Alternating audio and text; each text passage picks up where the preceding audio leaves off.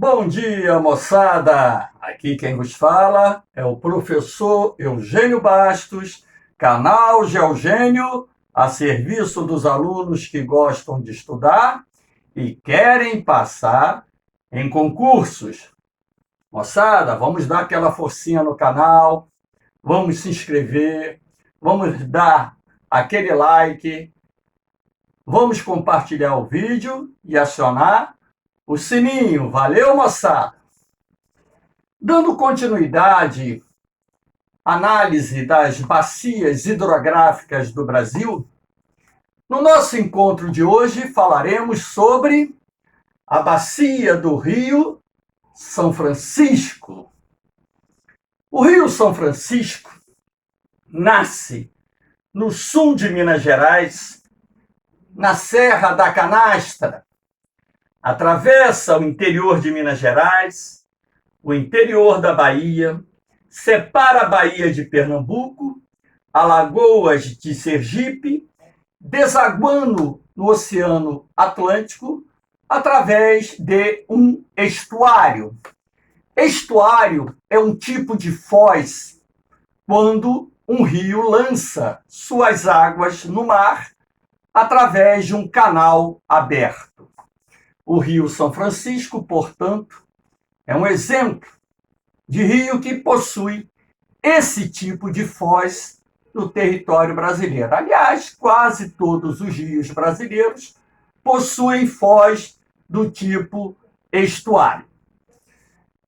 O Rio São Francisco se estende por aproximadamente 2.870 quilômetros, sendo considerado o maior rio totalmente brasileiro. Moçada, preste atenção.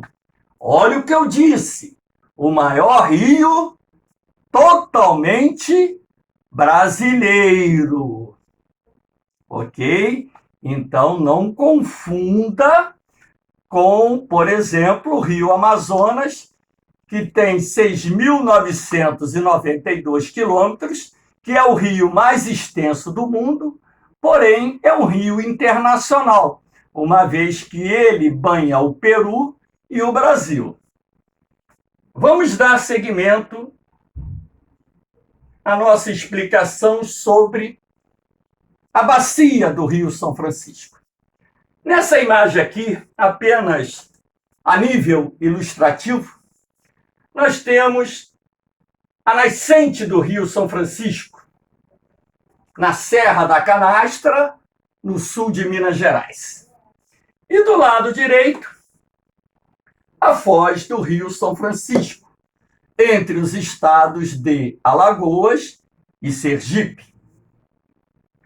Dando continuidade à nossa explicação, vamos analisar agora as características gerais da bacia do Rio São Francisco.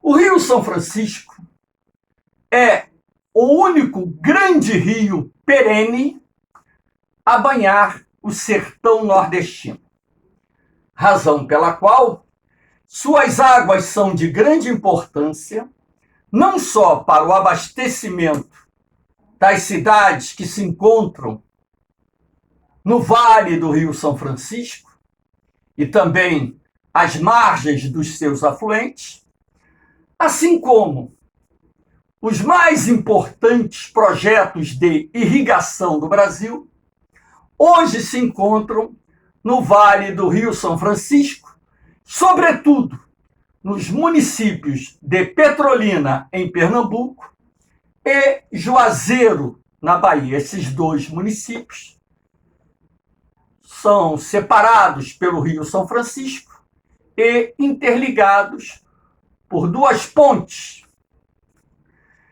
Então, além disso, o Rio São Francisco, por ser um rio tipicamente de planalto, apresenta um elevado potencial hidrelétrico.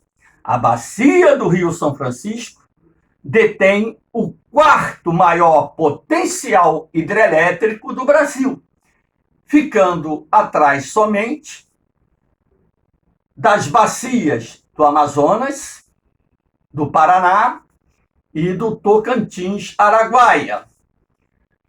Na bacia do Rio São Francisco, encontramos importantes usinas hidrelétricas, algumas das quais eu irei citar agora. Por exemplo, nessa imagem aqui, podemos perceber o reservatório de Três Marias, localizado em Minas Gerais. A usina de Três Marias tem duas funções básicas: gerar eletricidade e regularizar a vazão do Rio São Francisco. Por quê? A bacia do Rio São Francisco é de regime tropical. Ela apresenta um período de cheias no verão e um período de vazante no inverno. Então, a construção da usina de Três Marias, além de propiciar a geração de eletricidade, também permite a regularização da vazão do Rio São Francisco, de forma a não comprometer tanto o débito fluvial no período seco do inverno.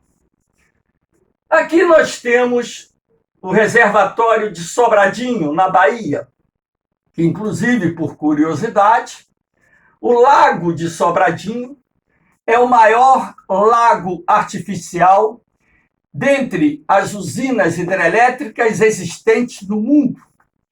Se esse reservatório estiver com a sua capacidade máxima, é como se nós armazenássemos o equivalente a cerca de 12 baías da Guanabara no Lago de Sobradinho.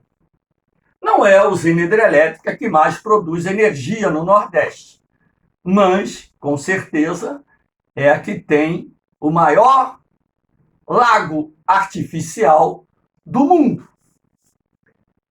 Aqui nós temos a usina de Itaparica, que fica na divisa de Pernambuco com a Bahia. A usina de Itaparica fica um pouco abaixo da usina de Sobradinho.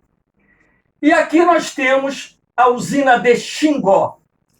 Essa usina hidrelétrica é a que tem maior capacidade de geração de energia no Rio São Francisco. Todavia, como ela foi construída dentro de um cânion, ou seja, de um vale profundo, o lago do reservatório de Xingó é muito pequeno.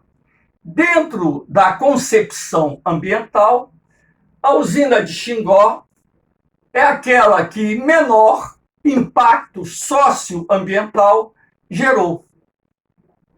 Repare, Sobradinho tem o maior lago artificial do mundo. Mas Xingó, cujo lago do reservatório é muito pequeno, porque se encontra dentro de um cânion, dentro de um vale profundo, é a que tem maior capacidade de geração de energia elétrica. Então, essas 4 usinas hidrelétricas citadas são as mais importantes. Temos ainda Paulo Afonso, Mochotó, enfim. Aqui nós temos uma imagem representando a hidrovia do São Francisco.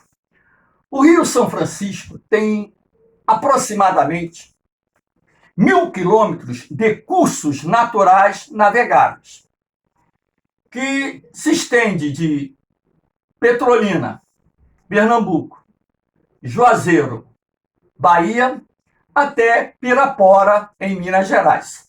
Essa hidrovia do Rio São Francisco foi de suma importância no Brasil Colônia e no Brasil Império para a integração das regiões Nordeste e Sudeste do Brasil. Hoje, essa hidrovia apresenta problemas, principalmente em função do assoreamento do Rio São Francisco. E nós vamos falar daqui a pouco. Também nós temos como uma atividade importante, e eu já havia feito a menção sobre isso, a fruticultura irrigada. Aqui nós temos a imagem do município de Petrolina, sua área rural, com uma propriedade onde a fruticultura irrigada se desenvolve.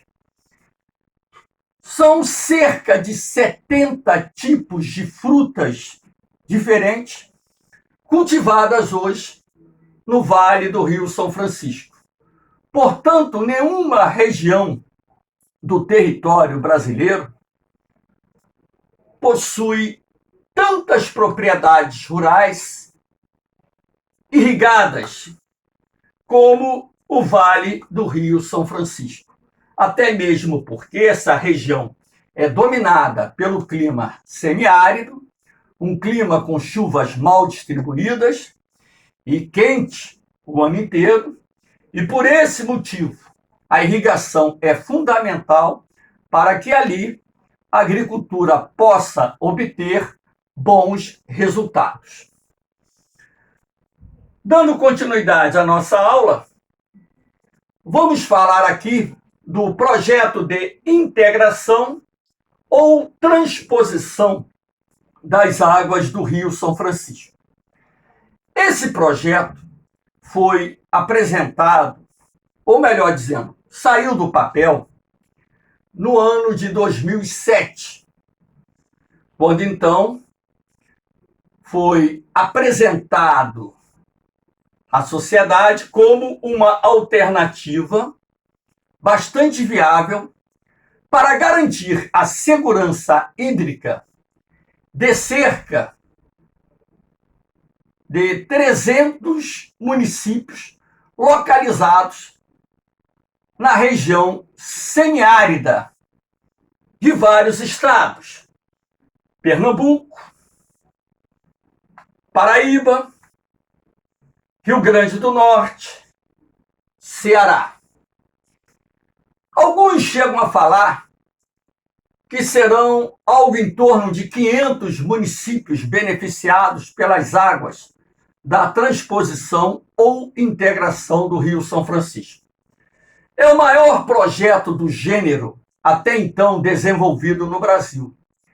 E ele está dividido em dois eixos. O eixo norte, onde as águas são captadas no município de Cabrobó, em Pernambuco, e através de um canal artificial, essas águas são levadas para o Ceará, para a Paraíba e para o Rio Grande do Norte. E nós temos o eixo leste, cujas águas são captadas no reservatório da barragem de Itaparica, na divisa de Pernambuco com a Bahia, e as águas são levadas até o município de Monteiro, na Paraíba, de onde elas seguem através do rio Paraíba para o açude Epitácio Pessoa, também conhecido como Boqueirão, na Paraíba, e dali essa água é levada para o abastecimento de vários municípios localizados no agreste paraibano. Esse grande projeto tem por objetivo não só garantir a segurança hídrica de mais de 12 milhões de pessoas, assim como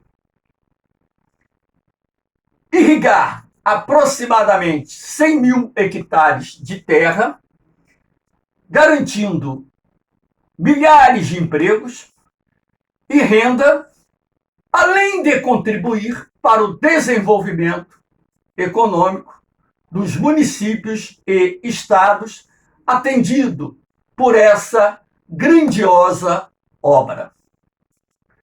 Esse projeto de transposição ou integração das águas do Rio São Francisco, ele chegou a ser criticado por setores da sociedade organizada em função dos impactos ambientais que poderiam ser gerados por essa grande obra.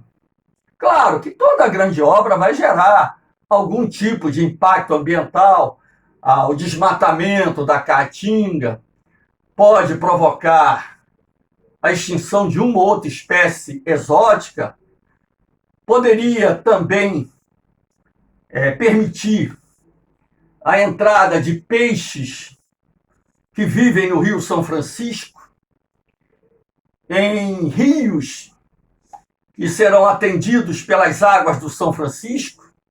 Isso poderia também gerar um desequilíbrio ambiental através do ingresso de espécies exóticas ou espécies invasoras, o que seja. Então, existiu um debate muito acirrado na época e uma relativa oposição à execução desse projeto. Mas, na verdade, o Eixo Leste foi inaugurado pelo presidente Michel Temer em 2017 e o Eixo Norte ele está quase totalmente concluído. Estima-se que 97% de todas as obras pertencentes ao Eixo Norte já foram concluídas. Portanto, moçada, não se esqueçam, o projeto de integração ou transposição das águas do Rio São Francisco está dividido em 2 eixos, norte e leste.